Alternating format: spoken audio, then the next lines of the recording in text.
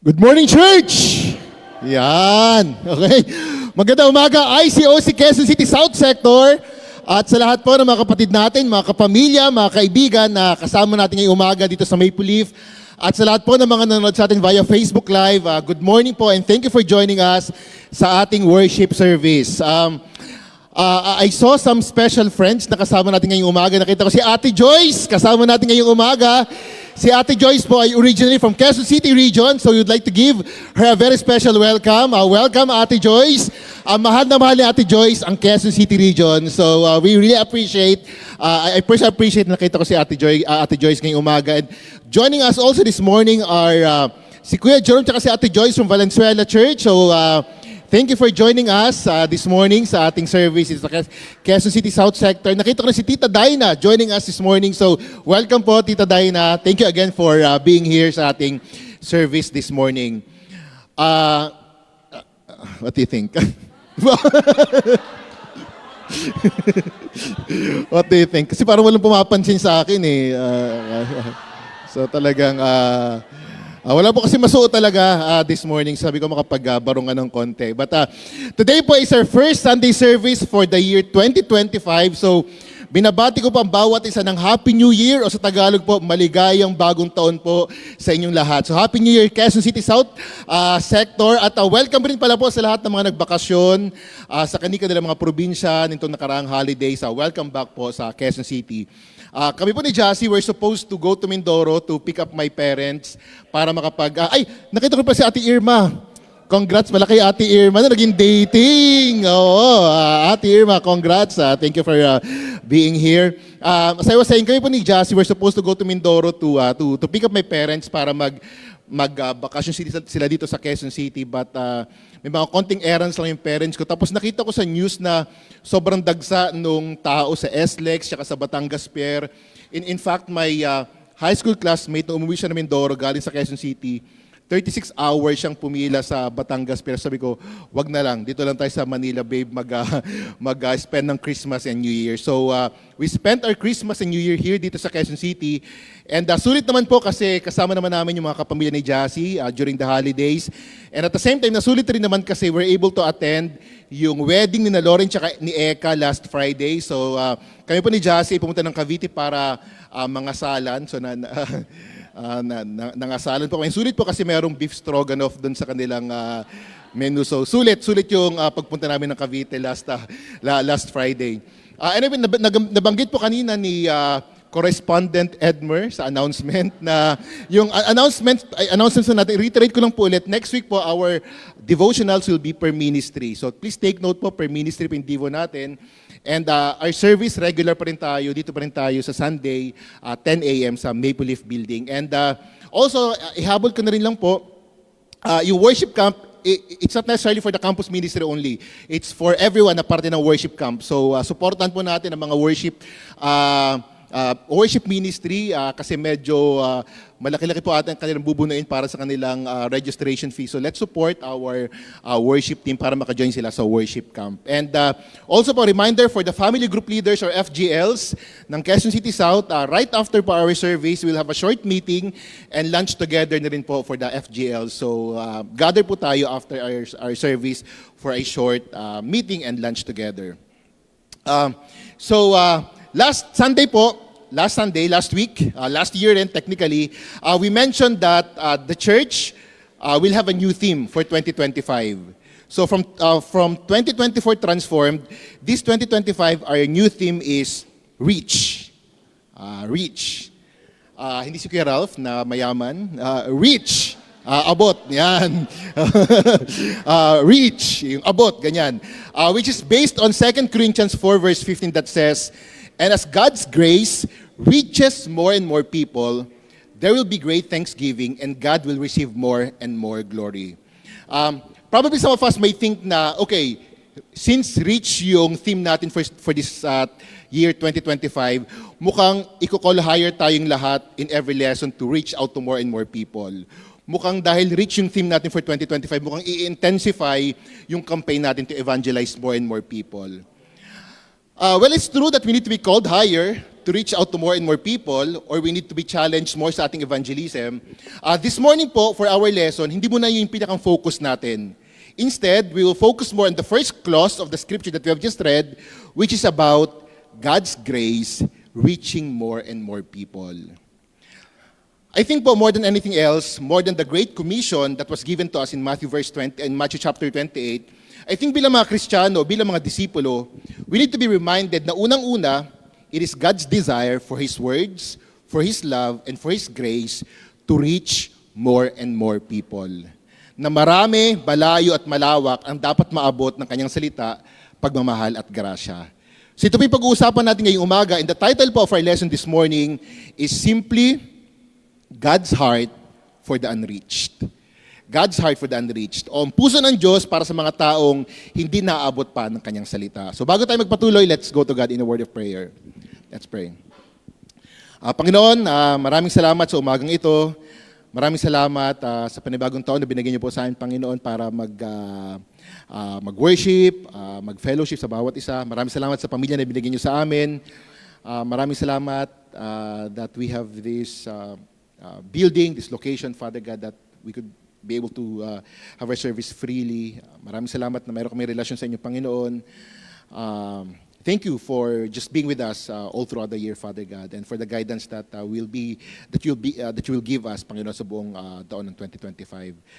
Dalangin ko po, Panginoon, na sa umagang ito, ang inyo pong salita ang maghari sa puso namin lahat. Gamitin niyo po ako bilang isang makapangyarihang instrumento para maibahagi po ang inyong salita sa mga tao at especially po para rin sa akin.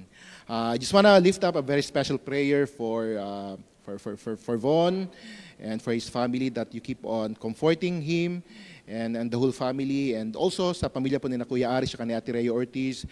I pray that you give them comfort and all the encouragement that they need, especially during this time, Father God, that they are challenged because of the death in their family, Father God. I pray that you keep on protecting us and guiding us every day, every second of our lives, God. And gamitin niyo po ako, Panginoon. I don't feel equipped, I don't feel deserving right now as I stand here in front, but your words are powerful. Makapangyarihan po inyong salita, at yun po sana, Panginoon, yung maghari ngayong umagang ito. Maraming salamat po. I pray all these things in Jesus' name. Amen. Again po, the title of our lesson this morning is God's Heart for the Unreached, o ang puso ng Diyos para sa mga taong hindi naabot ng kanyang salita. Naisip ko lang, belated happy anniversary pala sa mga Astilieros. Nag-celebrate sila ng anniversary. Ang pinakamatamis na mango tart ng Quezon City South Sector, happy anniversary. At saka sina Ate M and at Kuya Willard Bagtas, I think they also celebrated their anniversary. So sa lahat po naman nag-celebrate ng anniversary sila, happy anniversary po sa inyo lahat. This morning po, for our lesson, we won't be using 2 Corinthians for our lesson. Instead, we will be using a very famous story from one of my favorite books in the Old Testament, which is none other than the book of Jonah. Yan. Jonah. Ito po yung ating basehan ng ating lesson ngayong umaga. The book of Jonah, o sa Tagalog, Jonas. Yan. Probably right after you heard his name, first thing na maiisip niyo agad was, siya yung propeta na nilunok ng malaking isda. Siguro that's the first thing that will come inside your mind, na ito yung propeta na nilunok ng malaking isda. And anong connection ng kanyang kwento about reaching people out? Ayan. If we're going to read po the entire book ng Jonah, we'll see that this book actually is more than the story of Jonah na nilunok ng malaking isda.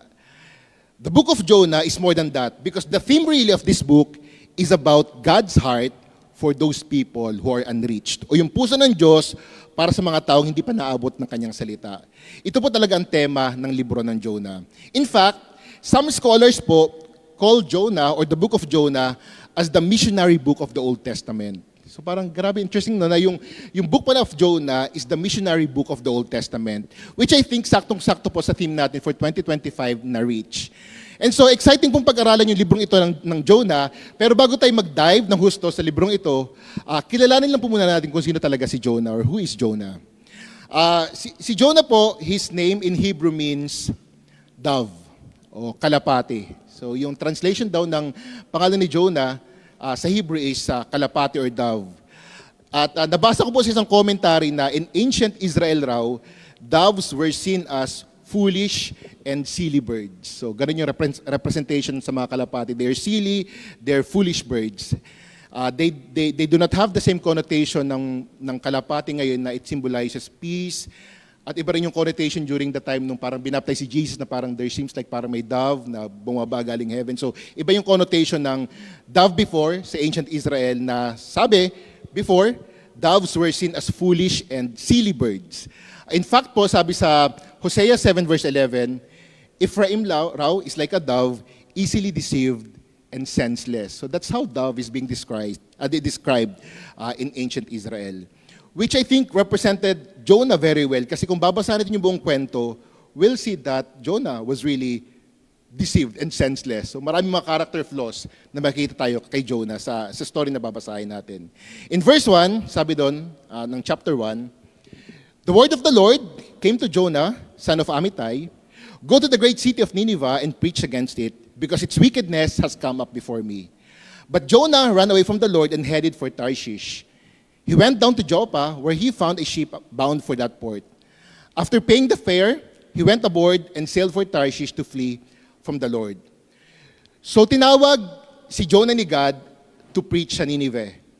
And alam ni Jonah na ito yung lugar kung saan nakatira yung mga kalaban o kaaway ng Israel. And so instead of going there, he went to the opposite direction. Pumunta siya ng Tarshish, thinking that he could escape God. So ganun yung ginawa ni Jonah. And we know yung mga sumusunod na nangyari. There was a storm, lahat ng mga tao nagdasal na sa kanilang mga Diyos, pero hindi pa rin humupa yung bagyo, yung dilubyo. And so Jonah eventually volunteered na, sige, ihagis nyo lang ako sa dagat. Ganyan. Kasi alam ko naman ako yung dahilan kung bakit nangyari itong mga bagay na to. And so he was thrown sa dagat, and then a great fish swallowed him, and he stayed there for 3 days. 3 days and 3 nights. According to some commentaries, foreshadowing daw po ito ni Jesus na namatay for 3 days until he was resurrected. Eventually, iniluwa si Jonah nung isda at pumunta siyang Nineveh, and he preached there, at tulad ng inaasahan, the king and the residents ng Nineveh, they repented. That's what happened. Ideally, dapat magiging masaya si Jonah kasi nag-repent yung pinag-preach niya. But it turned out, he was angry. Galit si Jonah kahit nagrepent na yung mga taga Nineveh. And we'll see more in a few kung bakit yung naramdaman ni Jonah, kung bakit siya nagalit, kung bakit siya nagtampo. But what we can be sure about is that si Jonah, he was disobedient. Disobedient si Jonah. Inom mo lang ng konti.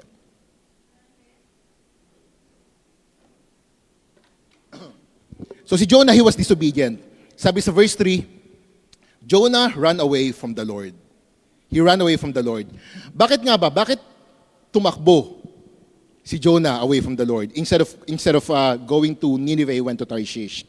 Well, aside sa nakakatakot talaga yung mga Assyrians, kasi meron silang reputation na namumugot sila ng ulo ng mga kalaban, Assyrians were Israel's enemy.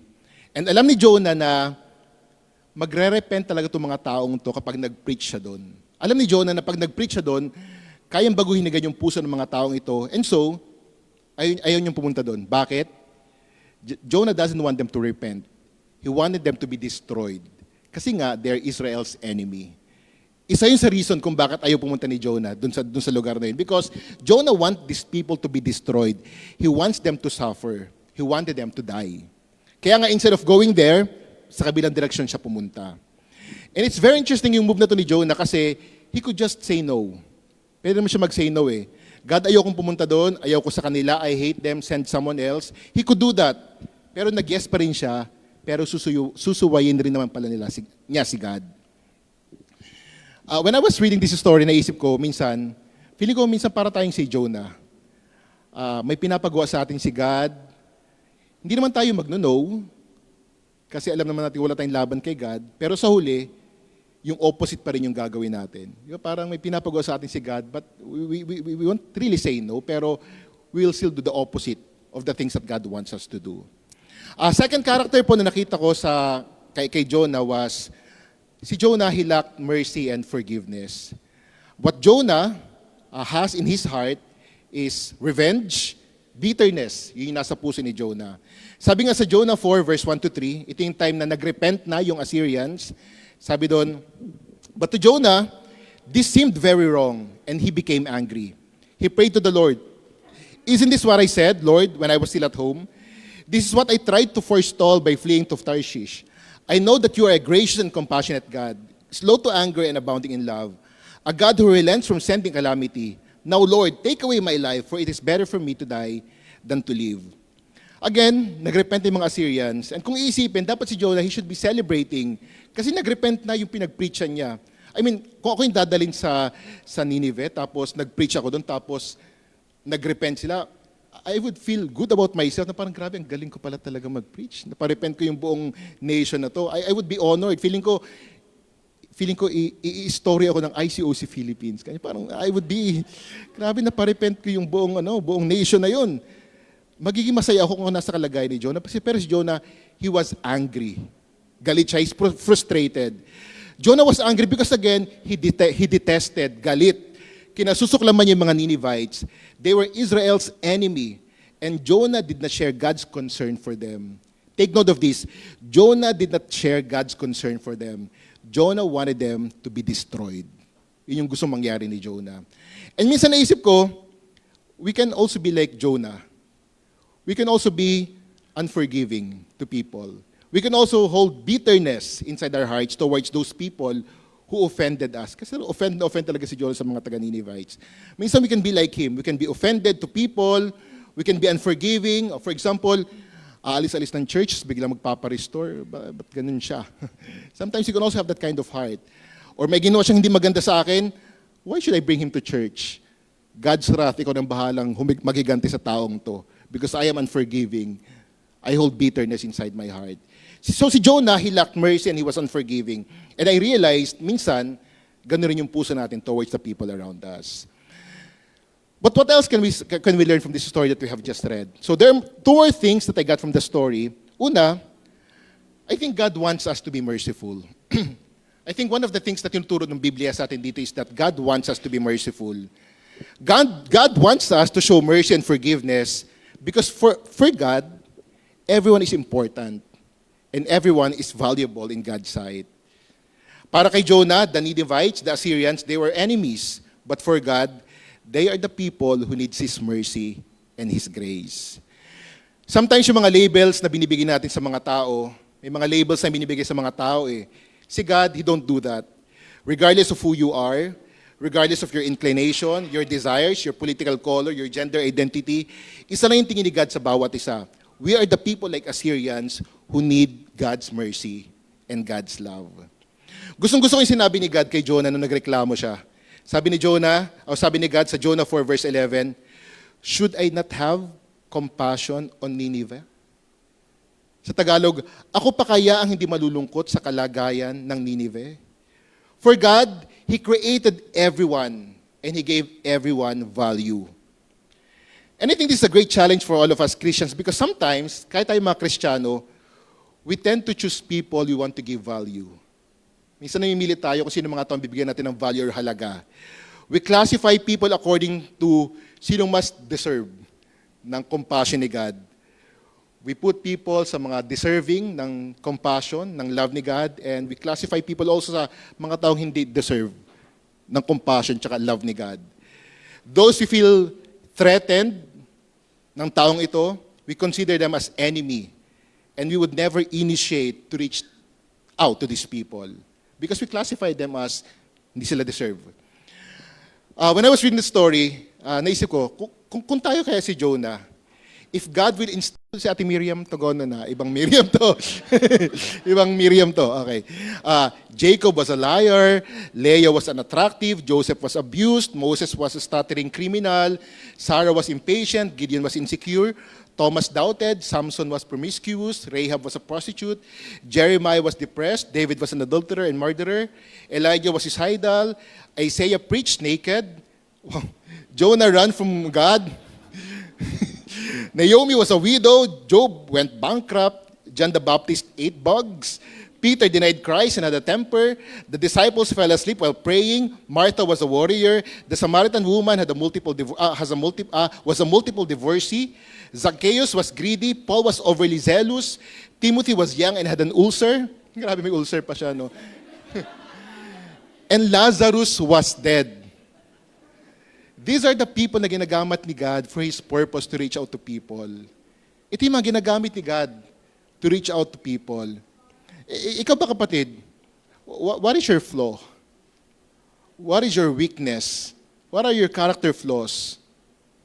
If you have one right now, don't you ever think that God cannot use you for His purpose? Because God has used these people, these weak people, these flawed people, to serve His purpose. Huwag mong isipin na hindi ka kayang gamitin ni God for His purpose because God can use you. And at the same time, don't you ever think that God cannot use the people around you na may mga flaws. Hindi lang ikaw yung kayang gamitin ni God for His purpose. Even the people around you na seemingly parang hindi mo siya pwedeng magamit ni God. Don't you ever think that God cannot use the people around you with flaws for His purpose? Sabi nga ni Max Lucado, yes, Max Lucado. Sabi nga ni Max Lucado, God can use anyone, even the unwilling, to fulfill His purpose. God can use anyone, even the unwilling, to fulfill His purpose. The book of Jonah is really more than the story of big fish swallowing Jonah. This book is about God's compassion, God's longing, and God's heart for those who are unreached. Malaki po ang puso ng Diyos para sa kanila. And this is also the kind of heart that God wants us to have. A heart for those people who are unreached. Again po, this 2025, our theme is reach. I hope po more than the theme, more than the campaign, we will reach people out because first and foremost, ito po yung puso ng Diyos para sa mga taong ito. I want to close out po with a song from J. Brian Craig. Sabi sa lyrics, Jesus, Lord of my salvation, Savior of my soul, send me out to the world to make you known. Jesus, King of every nation, the world's only hope, send me out to the world to make you known. Send me out to the world. I want to be your hands and feet. I want to be your voice every time I speak. I want to run to the ones in need in the name of Jesus. I want to give my life away, all for your kingdom's sake. Shine a light in the darkest place in the name of Jesus. Mga kapatid, brothers and sisters and friends, let us allow God to send us out to the world so that they too can hear His words. Let's make sure that the Bible is constantly preached so that we too will also have God's heart for those who are unreached. Maraming salamat po sa pakikinig and to God be the glory. Thank you po.